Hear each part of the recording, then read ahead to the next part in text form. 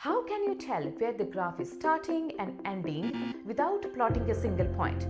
You need to remember two things. First of all, the leading coefficient and also the degree of the polynomial.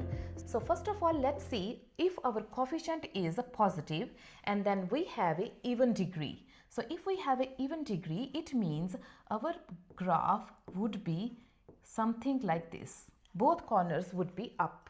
If we have a negative coefficient, it means our graph would be both ends down. So if it's positive, our graph would go up, and then if it's negative, our graph would be, both corners would be down.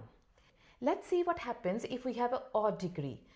And then our leading coefficient is positive, and then if we have an odd degree, it means our graph would be in this direction, okay? And then if it is a negative and we have an odd degree, it means our graph would be in this direction. Let's understand it with an example. If we have y is equal to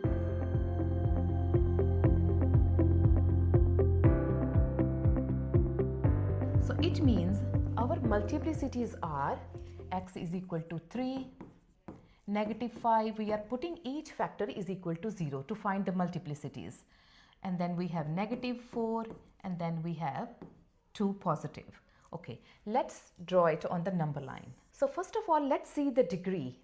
We know that the leading coefficient is going to be positive, so it means our graph is in the positive direction.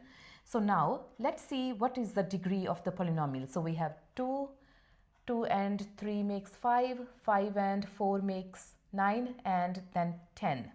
So it means our degree is even. Now let's see what happens if we have these even or odd multiplicities now. So as you can see, the multiplicity here is 2. It means our graph would be bounce here. Okay, and then if we have odd degree, we will cross the x-axis. At negative 4, we have even degree. It means again we have bounce over here in our graph. And then at 2, it's an odd multiplicity. It means our graph would cross here as well. Now let's see. Okay, let's mark the intercepts first.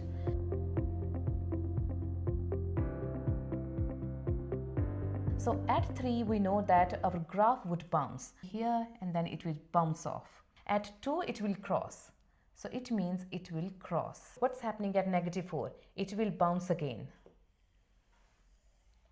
At negative 5, it will cross again.